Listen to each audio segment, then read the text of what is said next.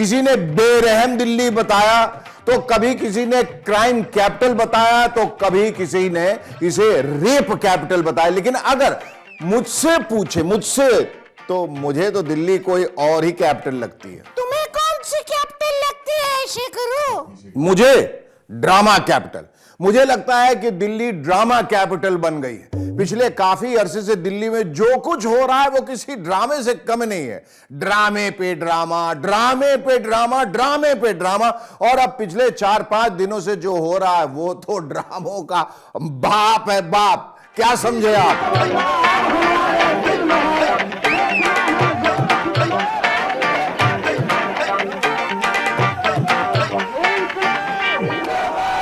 ये तो अब पूरे ब्रह्मांड को पता चल चुका है कि दिल्ली के उप मुख्यमंत्री मनीष सिसोदिया जी को सीबीआई ने गिरफ्तार कर लिया। लेकिन अपनी गिरफ्तारी से पहले सिसोदिया जी ने ऐसे ऐसे काम किए, ओहो, क्या क्या नहीं किया ये पूछ बंदरू। सबसे पहले तो ट्वीट किया कि सीबीआई जा रहा हूं, देश के लिए भगत सिंह फांसी पे चढ़ गए थे, जेल जाना तो अमा बहुत छोटी सी चीज है। इसके बाद वो राजघाट गए, बापूजी का आशीर्वाद लिया, ध्यान लगाया, आधे घंटे की फिल्म बनवाई। वहां से फिर घर पहुंचे, घर से फिर सीबीआई के दफ्तर के लिए निकले, और निकले भी तो क्या निकल के निकले।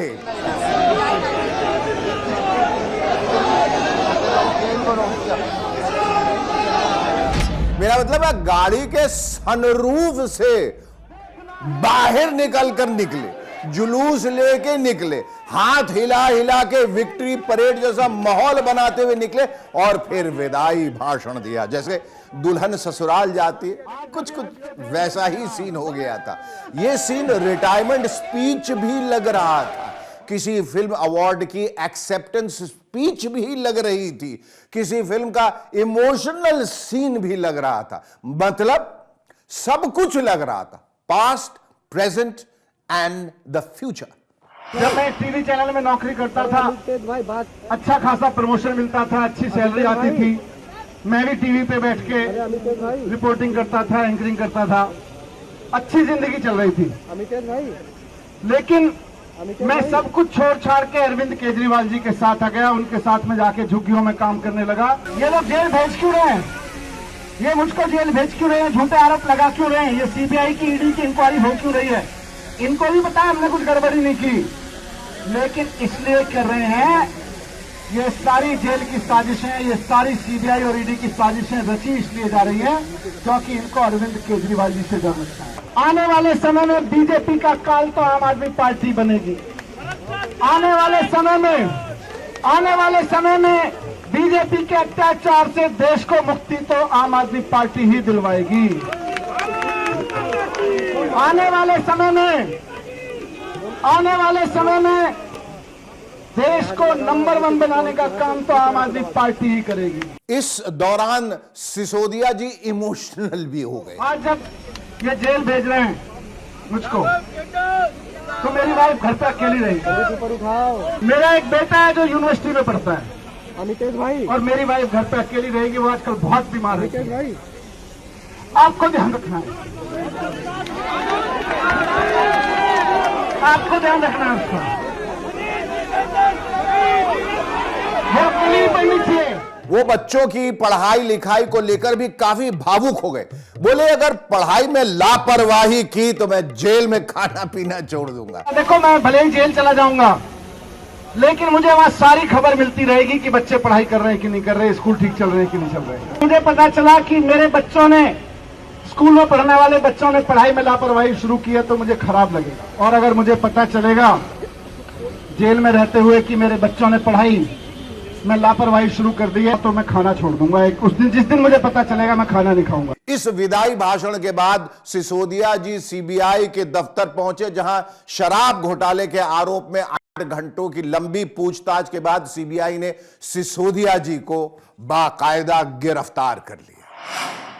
मुझे तो लग रहा है कि सीबीआई ने सिसोदिया जी को मजबूरी में भी गिरफ्तार किया होगा।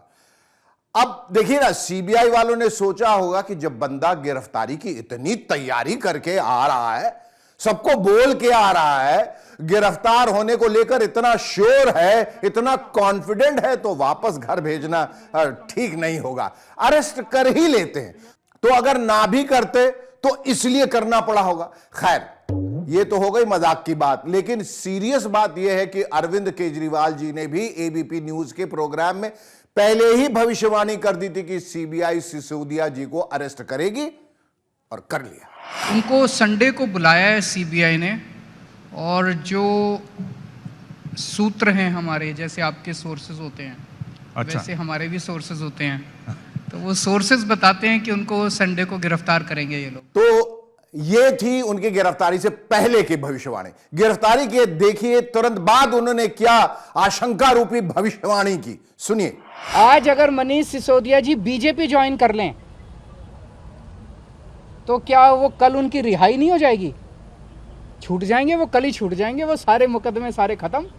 इसके बाद केजरीवाल जी ने और पूरी आम आदमी पार्टी ने पूरा फोकस एजुकेशन की तरफ कर दिया।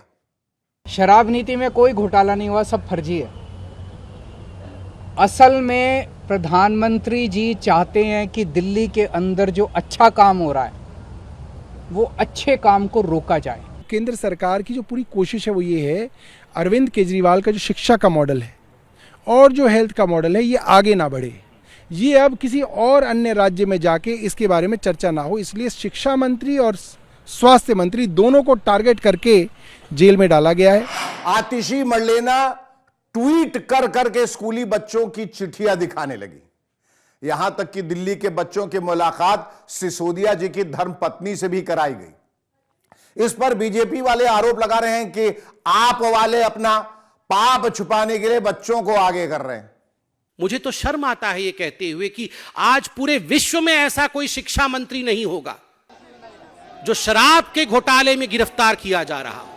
ये आंख खोलने वाला विषय है, ये चौंकाने वाला विषय है। मनीष जी, दुख होता है कहते हुए, you played with the lives of a kid. यानी बीजेपी वाले शिक्षा के बजाय शराब मंत्री पर डटे हुए हैं, वो शिक्षा पर ले जाएंगे, तुम शराब पे डटे रहना, और आम आदमी पार्टी वाले कह रहे हैं वो शराब पे ले जाएंगे, तुम शिक्षा पे डटे रहना। सबसे लोकप्रिय शिक्षा मंत्री जो दिल्ली के बच्चों को, लाखों बच्चों को अच्छी शिक्षा देने के लिए काम कर रहे हैं, आज उस मनीष सिसोदिया को नरेंद्र मोदी जी की सरकार फर्जी मुकदमे लगाकर, फर्जी मामले बनाकर गिरफ्तार कर रही है।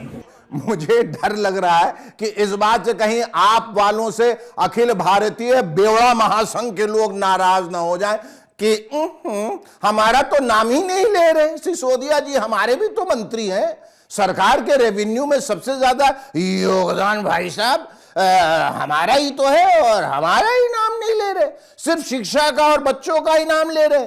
हो जाएंगे कि नहीं हो जाएंगे नाराज? सच्ची में? हाँ, अबे मजाक कर रहा हूं बंदरू, इधर जाने दीजिए, ये कुछ भी बिलीव कर लेता। अब आपको क्रोनोलॉजी समझाता हूं। क्रोनोलॉजी, ये शाह साहब ने ये अच्छा शब्द दे दिया है ना, क्रोनोलॉजी, कमबख्त पीछा ही नहीं छोड़ता। खैर, तो क्रोनोलॉजी ये है कि सिसोदिया जी 26 फरवरी को गिरफ्तार हुए, 27 फरवरी को कोर्ट में पेश हुए, कोर्ट ने उन्हें 5 दिन की सीबीआई हिरासत में भेज दिया। उसके अगले दिन 28 फरवरी को सिसोदिया जी ने इस्तीफा दे दिया।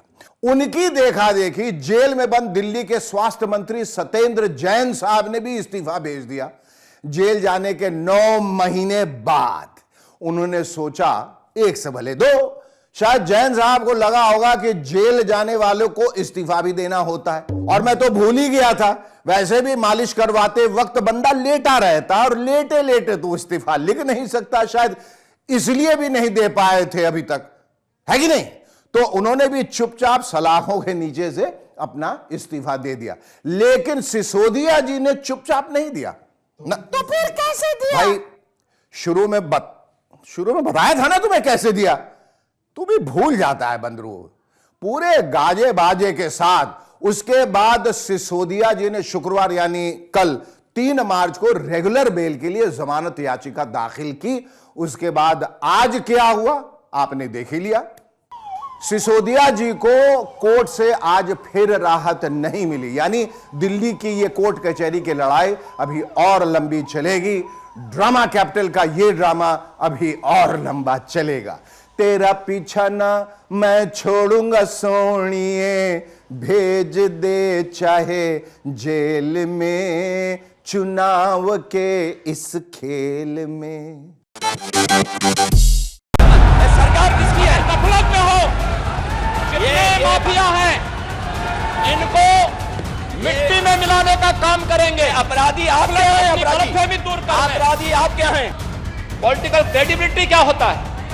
नेता सदन ने समाजवाद का पहाड़ा पढ़ाया इस सदन में। के लिए कह रहे हो, दूसरे के लिए गुस्से हो कह रहे हो, अपना तो चेहरा देखिए थोड़ा। आप बताइए किस पार्टी का सदस्य है? क्योंकि बहुजन समाज पार्टी से आपकी दोस्ती है, इसलिए बहुजन समाज पार्टी का नाम नहीं ले रहे आप। शर्म तो तुम्हें करनी चाहिए, तो अपने बाप की सम्मान नहीं कर पाएगा। विरासत में सत्ता तो मिल सकती है, लेकिन बुद्धि नहीं मिल सकती। उत्तर प्रदेश विधानसभा में इस बार के बजट सत्र का 17वां हो गया और मजा आ गया।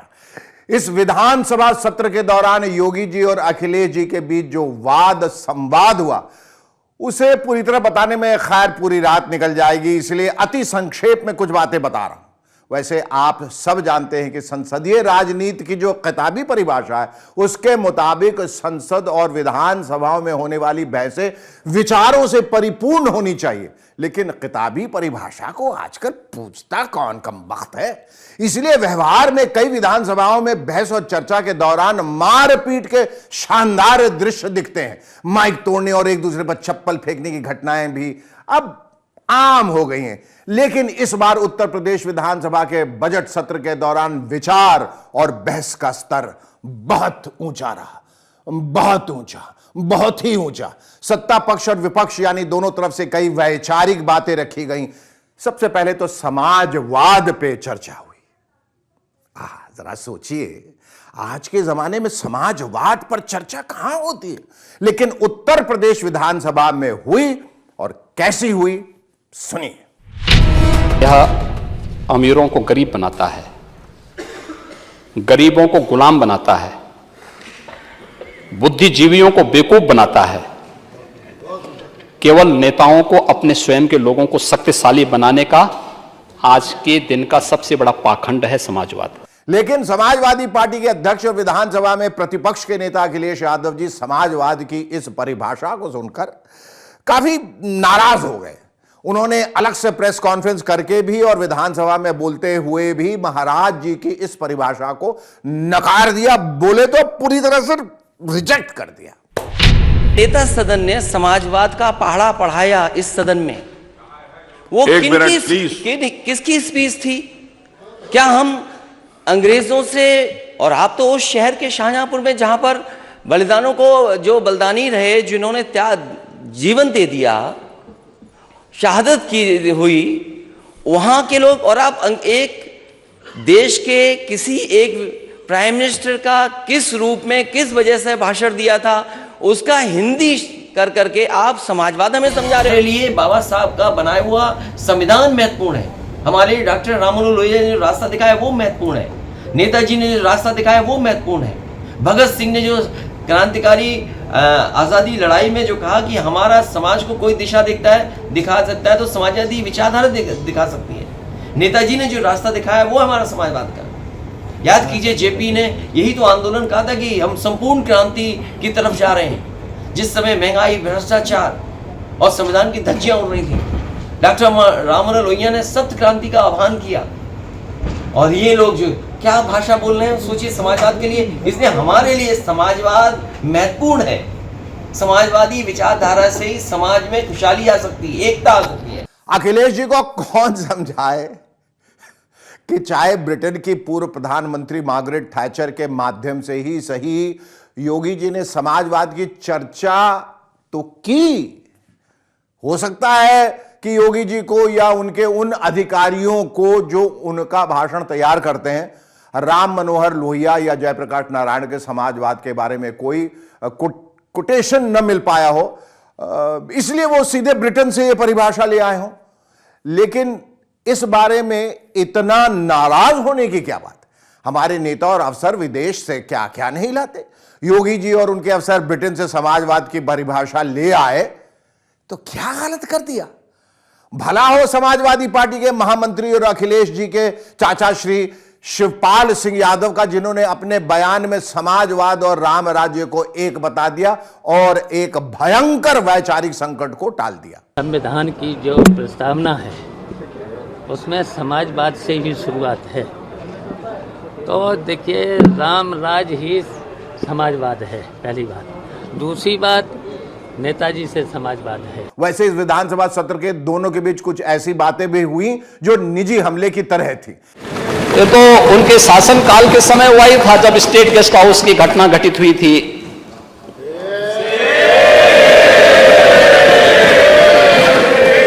आचरण तो उनका उस समय भी सामने आया था। लड़के हैं, गलती कर देते हैं, ऐसे भी बयान आए थे। इस तरह के विचार on the floor of house नहीं आने चाहिए, क्योंकि अगर किसी के पिता के बारे में कोई बोलेगा तो स्वाभाविक है दूसरा भी किसी के पिता के बारे में बोलेगा।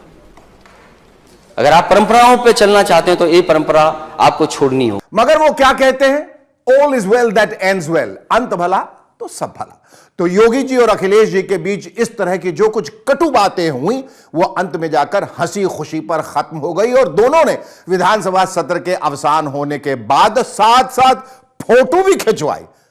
मुझे पूरी आशा है कि अगले विधानसभा सत्र में दोनों के बीच कुछ और ज्ञानवर्धक बातें होंगी और हमारे और आपके ज्ञान में भी कुछ वृद्धि होगी। आमीन। तो दोस्तों, आज के पोल खोल में बस इतना ही। अगले हफ्ते आप लोगों से एक बार फिर मुलाकात होगी। तब तक के लिए मुझे और मेरे बंधुओं को इजाजत दीजिए। हुजूर, इजाजत मिल चुकी है, चले? हाँ महाराज जी आइए।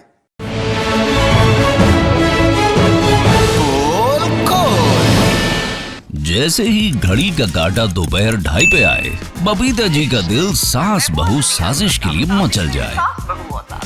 और ये है इनकी बहू, पूरे दिन ऑफिस की टेंशन हो जाए गॉन जब ये करें अपना फेवरेट शो फ्री टाइम पे ऑन। इनकी तरह आप भी देखें अपना फेवरेट शो अपने टाइम पर और डाउनलोड कीजिए एबीपी लाइव ऐप अपने स्मार्ट टीवी पर।